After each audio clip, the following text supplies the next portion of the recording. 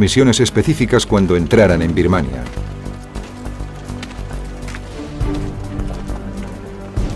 Marcharon hacia el sudeste por el camino del Edo y entraron en territorio enemigo el 24 de febrero de 1944. Los batallones estaban dirigidos por las secciones de inteligencia y de reconocimiento.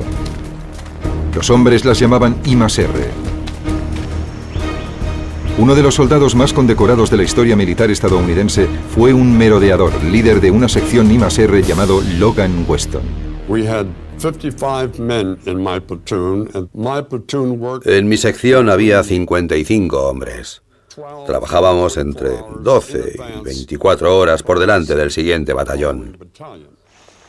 Nuestra misión era reconocer el terreno para que el batallón pudiera avanzar por él y localizar las posiciones enemigas. Si se trataba de una unidad pequeña, la destruíamos. Si era más grande, entablábamos combate con los soldados enemigos hasta que nuestro batallón nos alcanzaba y acababa con ellos. El sargento nacido en Alemania, Werner Katz, era soldado en la sección de Logan Weston. El 25 de febrero de 1944, mientras la sección se abría paso a través de la jungla, Katz descubrió un claro. A poca distancia vio lo que al principio pensó que era un soldado chino. Me acerqué y cuando lo vi me dije, Dios mío, es un japonés. Intentó dispararme, pero yo le acerté antes de que pudiera hacer nada. Debí darle en la cara, y cuando me tiraba al suelo vi una ametralladora a mi izquierda, y enseguida disparó contra mí, y entonces todo pasó como a cámara lenta. Una bala me dio aquí, me rozó la nariz. Weston y otros miembros de la sección devolvieron el fuego y recogieron a Katz. Estaba temblando, asustado. Pero tras un tiempo, seas un buen soldado o un mal soldado, te acabas convirtiendo en un fatalista. Por lo que te puede pasar.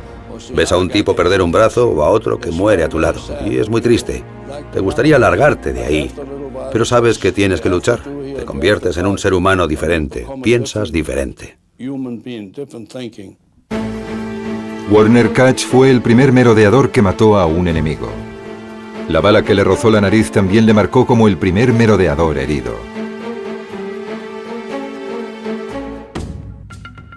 El 28 de febrero, los merodeadores ya se habían internado en territorio enemigo, cuando el general Merrill les informó de que su primera misión tendría lugar en un pueblo llamado Wallabam. No sabíamos cuál era nuestra primera misión. Tras recorrer 150 kilómetros, nos dijeron que teníamos que darnos prisa para alcanzar a los japoneses en la carretera principal que iba al norte de Birmania. La misión que había que llevar a cabo en Wallabam consistía en levantar barricadas para evitar el paso de los japoneses que abastecían a las unidades japonesas del norte en su lucha contra los chinos. Los merodeadores apenas tuvieron tiempo para levantar las barricadas antes de que las unidades de la 18ª División japonesa lanzaran terribles ataques de artillería. Nos dieron una buena paliza. No disponer de artillería fue una gran desventaja porque salvo armas pequeñas no teníamos nada para defendernos. A pesar de su artillería y una fuerza el doble de numerosa, los japoneses sufrieron numerosas bajas. Los japoneses pensaron que luchaban contra soldados chinos y cuando atacaban no se encontraban frente a tropas chinas con fusiles de un solo cartucho. Se encontraban con soldados con armas automáticas. Siempre nos parecía que en el fuego cruzado teníamos ventaja porque éramos mejores tiradores. Nuestro M1 era un fusil de tierra increíble. El Tommy era una semiautomática estupenda. El fusil Bar era muy pesado, pero si el hombre que lo manejaba estaba bien protegido, podía causar mucho daño. Y los hombres que utilizaban el mortero también eran muy buenos. Otra poderosa y singular arma del arsenal de los merodeadores eran los intérpretes Nisei. Mientras montábamos las barricadas en Wallabam, vimos que había un cable que cruzaba las copas de los árboles. Así que uno de nuestros especialistas en inteligencia japonesa, Roy Matsumoto, Tomó prestado mi teléfono de campaña, subió a un árbol y pinchó la línea. Oyó a un soldado japonés que decía que sabía que había enemigos en la zona. No sabía exactamente dónde. Le dijo al general que estaban vigilando un depósito de municiones y fue lo bastante estúpido para darle las coordenadas del lugar. Así que nos pusimos en contacto con un escuadrón aéreo de cazas P-38 que volaba cerca para apoyarnos y les dijimos dónde estaba el depósito. Llegaron con bombas de 1000 kilos bajo las alas y lo destrozaron totalmente. Mientras la batalla de Wallabam seguía adelante, los suministros de los estadounidenses disminuían a un ritmo alarmante. Nos quedamos sin comida la primera noche y no comimos nada durante 2 o 3 días. Y antes de que terminara la batalla, también nos quedamos sin municiones. Si los japoneses se hubiesen dado cuenta de que a los estadounidenses no nos quedaba munición, la batalla habría sido sin duda completamente diferente. No sé qué habríamos podido hacer porque nos habrían masacrado. Finalmente, después de 3 días y 3 noches de lucha sin tregua, llegaron las fuerzas chinas para apoyar a los merodeadores. Pero para entonces ya se había logrado una victoria sorprendente. Los japoneses se retiraban. Los japoneses habían obtenido una victoria tras otra luchando contra otras tropas. Cuando se enfrentaron a los merodeadores por primera vez en Wallabum, esperaban tener éxito inmediato. En lugar de eso, los merodeadores mataron a centenares de sus hombres. El río se tiñó de rojo con su sangre. Aproximadamente 800 japoneses murieron en Wallabam, por solo 8 estadounidenses. Aún así, 37 resultaron heridos y requerían ser asistidos urgentemente. Sin la atención médica adecuada, muchos de ellos morirían. El general Merrill había dejado claro que no había planes para atender a los soldados heridos, que había que dejarlos al cuidado de los nativos.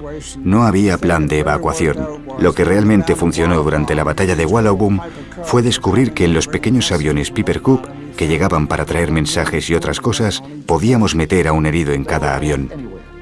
Aterrizaban en cualquier sitio. Aterrizaban en diminutos campos de arroz. No creo que les preocupara que la pista no fuese lo bastante larga. Los vi en barcos de arena junto al río. No tenían miedo a nada. Hicieron una labor maravillosa. De hecho, en ocasiones sufrieron accidentes y perdimos a un par de pilotos. Pero nunca tuvimos que abandonar a un hombre herido. La victoria en Wallabam subió la moral de los merodeadores. No solo habían vencido a un enemigo mucho más numeroso, sino que también habían destruido el mito que decía que la 18ª división japonesa era invencible. Muchos merodeadores mal informados creyeron que ese éxito significaría el regreso a casa. Muchos hombres creían que participarían en una batalla importante y que luego les relevarían. Pero solo eran ilusiones, porque Stilwell no pensaba eso, y no creo que Merrill o Hunter lo pensasen tampoco. Después de 3 días de descanso, el 12 de marzo de 1944, la Unidad 5307 recibió órdenes para su segunda misión. Esta empezaría con otra victoria, pero acabaría con el 2º batallón luchando por su vida en la cima de una montaña a la que los merodeadores llamaron la Colina de los Gusanos.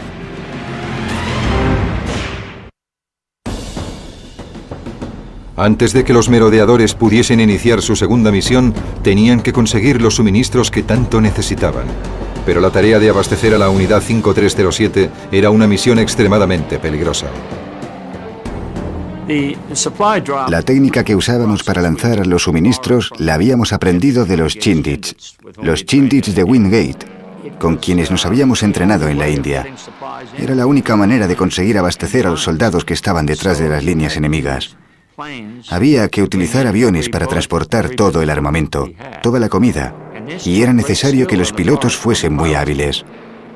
Debían volar bajo para identificar bien el objetivo y también para evitar los ataques de los cazas japoneses que había en la zona. Les admirábamos mucho, lo mismo que a los hombres que envolvían nuestros suministros. Los cargaban en el avión y los lanzaban para nosotros.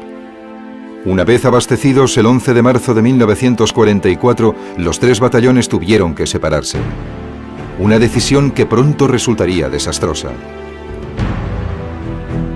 El segundo y el tercer batallón fueron hacia el este y después hacia el sur, atravesando los pueblos birmanos de Hamxingyang, Nepunga hasta Enkangatuan. El primer batallón se dirigió hacia el sur, a Shaduzab. El primer batallón tuvo tantas dificultades al atravesar la jungla que iban extremadamente lentos y tuvieron 15 o 20 escaramuzas con japoneses antes de llegar a las barricadas. Cuando el primer batallón llegó finalmente a Shaduzab, descubrió un campamento japonés al otro lado del río. Escondidos, los merodeadores planearon un ataque sorpresa para la mañana siguiente.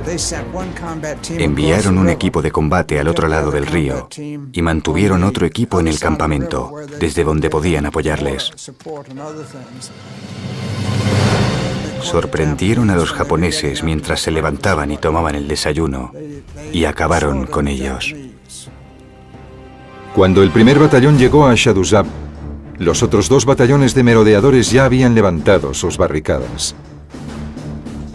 Sin embargo, les ordenaron que abandonaran la posición si les atacaban. Misiones específicas cuando entraran en Birmania.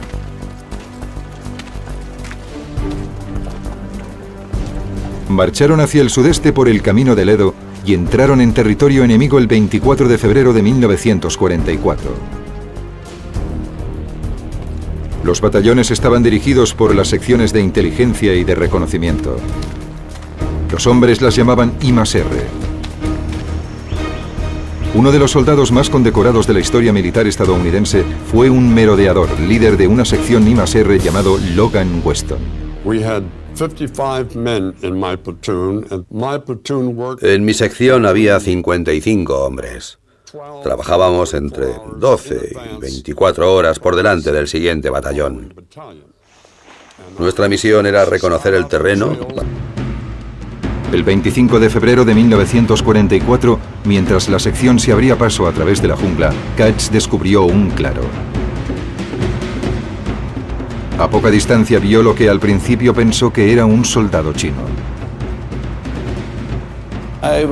Me acerqué y cuando lo vi me dije, Dios mío, es un japonés.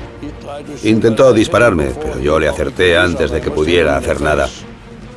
Debí darle en la cara, y cuando me tiraba al suelo vi una ametralladora a mi izquierda, y enseguida disparó contra mí, y entonces todo pasó como a cámara lenta. Una bala me dio aquí, me rozó la nariz. Weston y otros miembros de la sección devolvieron el fuego y recogieron a Katz. Estaba temblando, hasta que el batallón pudiera avanzar por él y localizar las posiciones enemigas. Si se trataba de una unidad pequeña, la destruíamos. Si era más grande, entablábamos combate con los soldados enemigos hasta que nuestro batallón nos alcanzaba y acababa con ellos. El sargento nacido en Alemania, Werner Katz, era soldado en la sección de Logan Weston.